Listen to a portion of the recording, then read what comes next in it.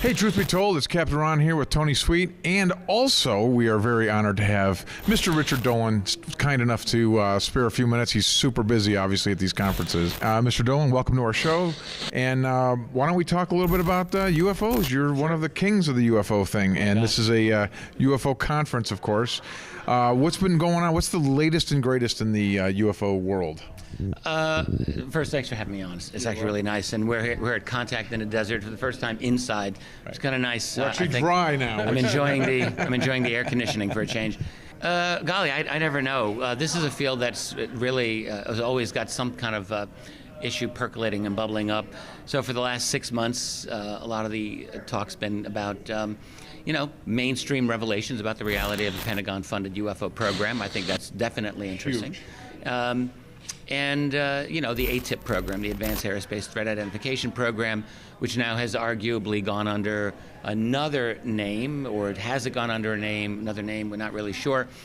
Is it still continuing? Is it not continuing? What's the nature of the actual object that was released on video, the so-called Tic Tac UFO? There's the gimbal UFO. There's the Go Fast video. Could be a balloon, probably, maybe. Well, I think the most interesting upshot of those sightings is the Tic Tac one, which we're told, and I think is the one that dates from November 2004. That's the Commander David Fravor encounter off the coast of California. And I have to say, I think that's a really significant case, and it's interesting that it has now received mainstream attention. And one of the interesting takeaways from that is we're talking 2004. This is not ancient history. Okay, it's over a decade ago, but it's not ancient times. And what actually happened is that our top jet Navy interceptors, the F-18A Super Hornet, these are amazing aircraft, were vectored in to investigate and possibly intercept an unknown target that had been tracked for weeks off the coast of California. The USS Nimitz and the USS Princeton were in the area. They sent Fravor and other pilots out there. So Fravor sees it. He goes, circles around, as he said many times, goes down. The object comes up. He sees the object toward him and then shoots off. Best estimate that I can imagine of the speed it took off of is in many, many multiple thousands of miles per hour. But even more significant than that, and this is actually mentioned by Luis Elizondo on the To the Stars website, that object, that thing was at the pilots were told to go to a rendezvous point. They call it the cap point. The object wasn't there yet, but it was there ahead of them, waiting for them. And the implication seems to be that this was able to break through the highly encrypted Navy communications, which change their codes every 15 minutes. Wow. So to be able to do that, it's actually a really serious national defense issue. You think about that an object of incredible capability can break through U.S. encrypted communications with total ease. How is that done? Well, we don't know that, but we don't know the answer to that. So I think that's one interesting takeaway from that whole encounter, and the implications are vast. You don't hear any of these implications being discussed in the mainstream media, even though they covered the case. But my take on this is that they covered the case and then just walked away from it. I'm not really seeing a serious investigation by... What about the To the Stars, though? You brought that up. What do you think that's some deep state thing, or do you think it's legit? Do you think they're on our side? I just walked out of the lecture that was given by Peter Levenda, who is the co-author with Tom DeLonge in Secret Machines, and he was here right before I walked in there. He's involved in To the Stars, and I'll just say that I've known Peter for many years, and I have mad respect for him. Okay. Mad respect for Peter Levenda. He's a serious researcher, and he's a good guy. Good. I have absolute confidence in his integrity. Not even for a moment would I waver on that. Well, that's good. So that's Peter. So his point is, he says, look, this is a legitimate initiative. They're doing their best. Some people have, and I myself, I've wondered, why have they only released snippets of the full-length videos? And this is known. The videos that are being analyzed are only short versions of the full length. So, excuse me. So what's going on with that? And Levenda has stated, he says, look, the military is only authorizing a certain amount of this to go out because to release more, in their view, would be to release sensitive classified information. Sources and methods of getting information, not necessarily even UFO related. They just don't want to give it up. Maybe that's true. I don't know. But I'm still on the fence about a lot of this. There's a lot of folks in the UFO community research field who are very critical of To the Stars. They made a couple of serious blunders right out of the gate. Right, that's the balloon. Or the Mylar balloon. Right. You look at that and you just eye roll your way through, like, how did they do that? That was picked up right away by some researchers, not by me. I'm happy to say that, but Isaac Coy, who I've known about his work for a long time, he was on it immediately, and there were others, I believe. So how did they make that mistake? And I've looked into this, and I think I don't think this was disinformation. I actually believe it was just amateur town Bush League mistake, where they took. Well, for such a credible organization, they're trying to be so. The thing is, I agree with you. So, but you're talking about experienced Washington bureaucrats and officials. It's true, but yeah, you don't really know how internet savvy some of these people are, and I'm just saying that. Famously, I remember George Bush Sr. didn't know how to use an ATM machine. Yeah. So a lot of these people, I think some of their tech skills are sure. lacking. And in the case of the Mylar balloon, I looked into this myself, and it's very clear. That image came from an article written by one of Fravor's fighter pilot colleagues. In 2015, before all of this came out, his encounter was known to a select circle of people, including his friend, a fighter pilot named Paco Cherio, who has a website called FighterSweep.com. You can go look at the article there, and he describes his friend's UFO encounter in great detail, and by the way, does a good job of describing it.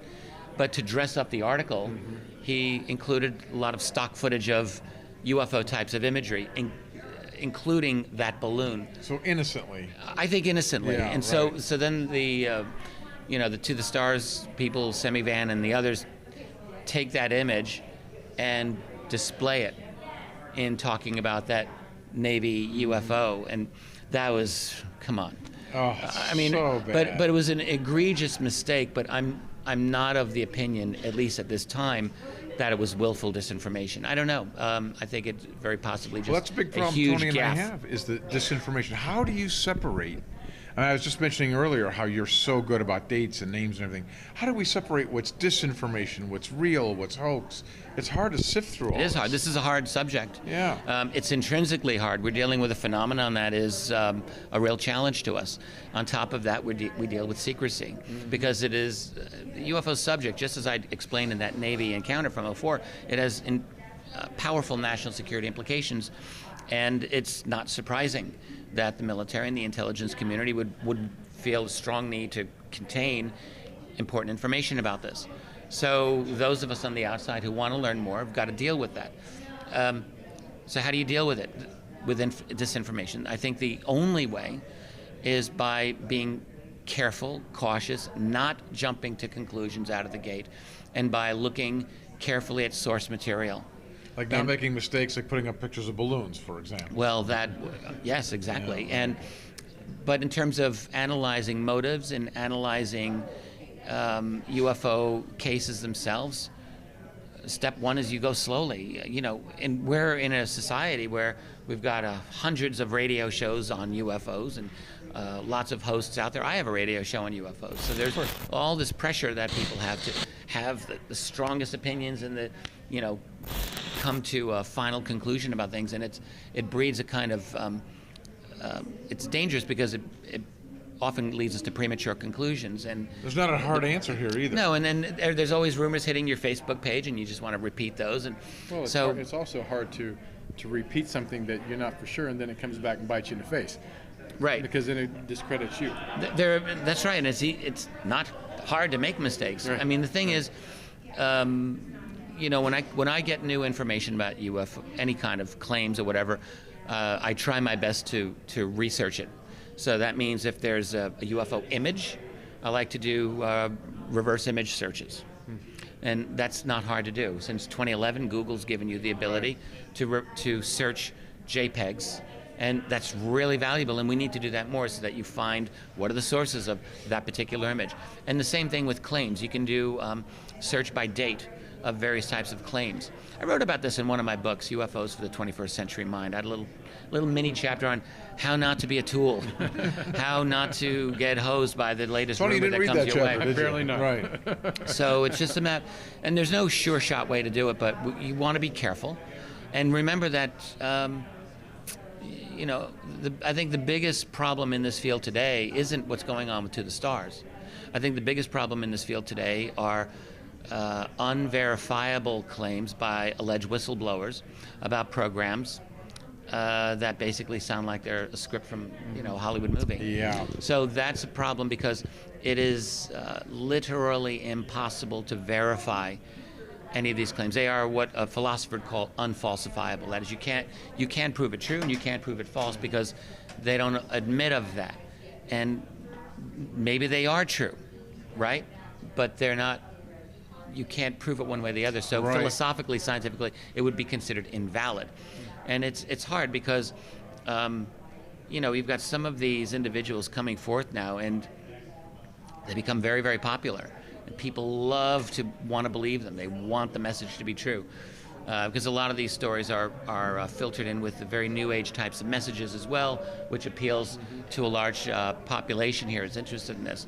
So the ideology is on board. They love to hear the messages about higher densities and ascension, and but nothing is provable. Like nothing. I mean, my attitude is this: if you want to be a whistleblower, and you can't prove every aspect of what you did, okay, I get that. We understand. Maybe it's difficult.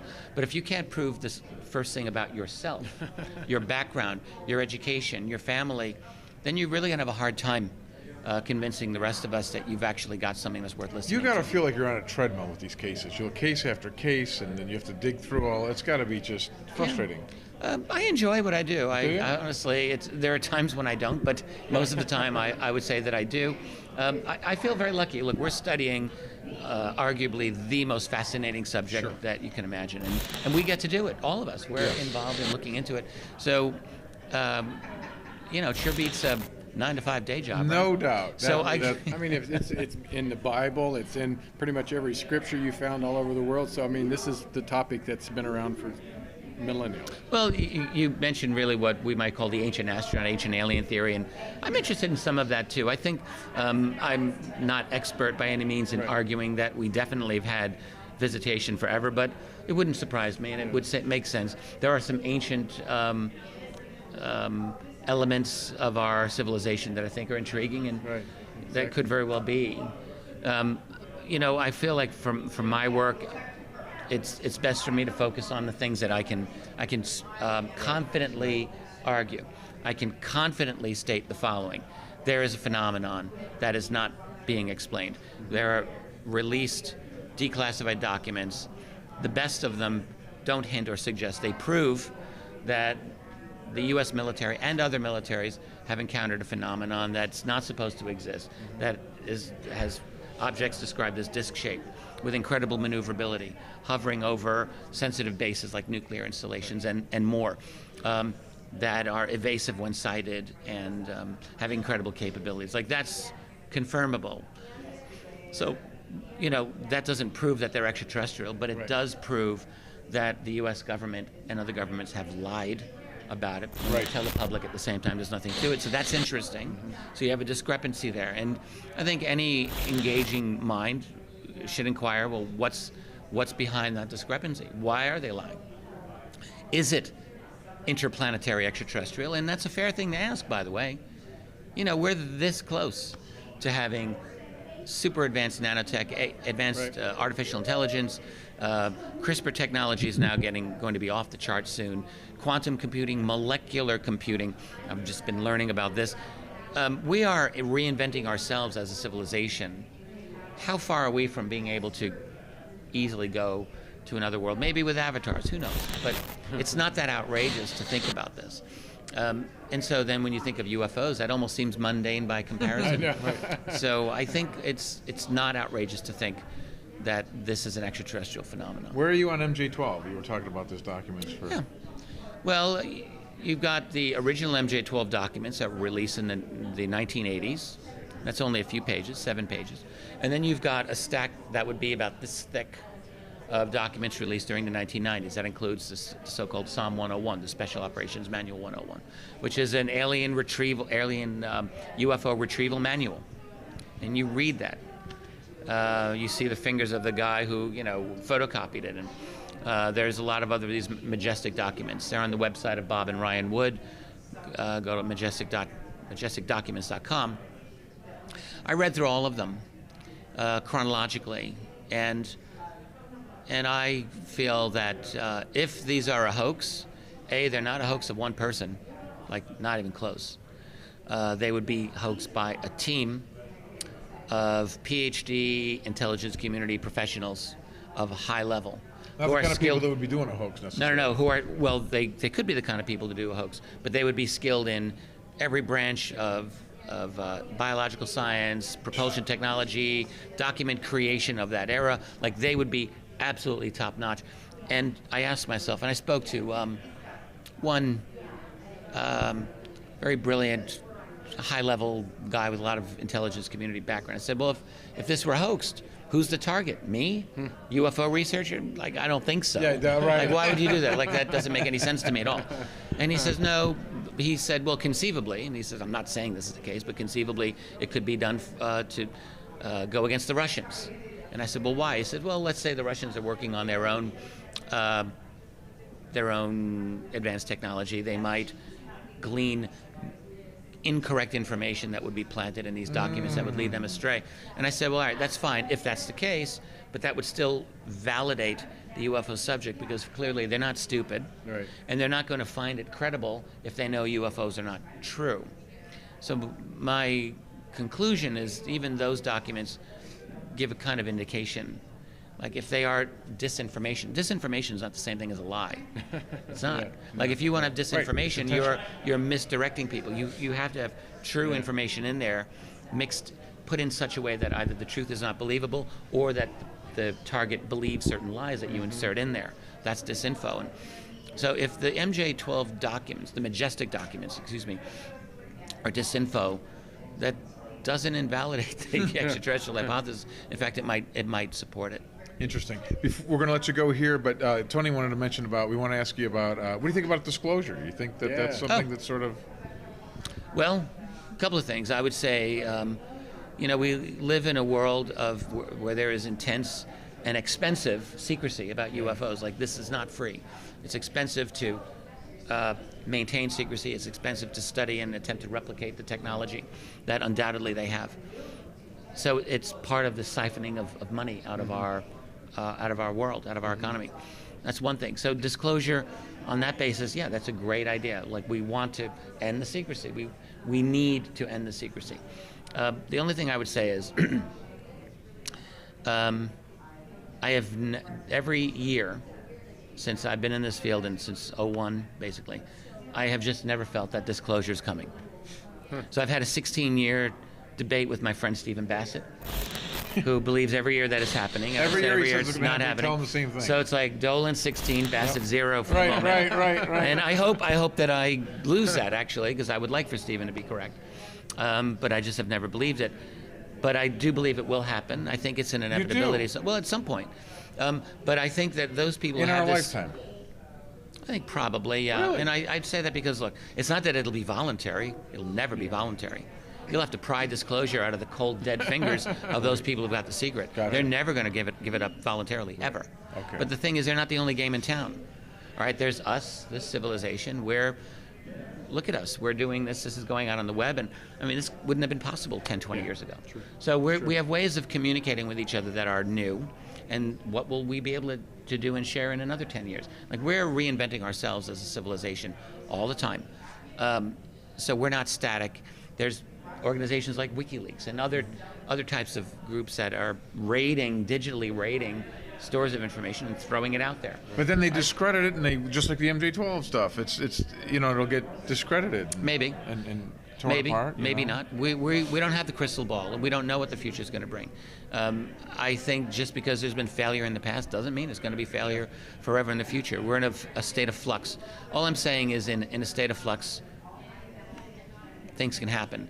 And now it doesn't have to. there could be no genuine disclosure, or there could be fake disclosure, or there could be a tiny little bit, and you could pretend to give up a secret. You know, you could keep your secret by pretending to share it, basically, is that old rule. So that's a total possibility. But I think the other thing I would just say is I would warn people against believing that disclosure is going to bring some utopian, perfect society that will fix every problem. I think utopians are dangerous people. I think utopias are a fantasy land. And so human beings, you know, the way we are, I think it's very, very foolish to think that we're going to solve every single problem in our society. The end of UFO secrecy will be an important milestone, but it's not going to be the end of the struggles of our species. No. And those people who think so I think they're deluding themselves. I mean, it's like finding a cure for polio and cancers. I mean, just because that's gone, that doesn't mean there's another problem, another disease. No, exactly. People who think that disclosure will bring out free energy, maybe it will. But free energy is still not going to solve all of our problems. Oil was once free energy. All right. Compared with coal and wood, Right. it was awesome, and it was portable and had a lot of BTUs, and you could do a lot. Well, that didn't solve it made life more convenient in a lot of ways for our society. Absolutely. long-term. But it didn't solve certain other problems. So there's no magic bullet.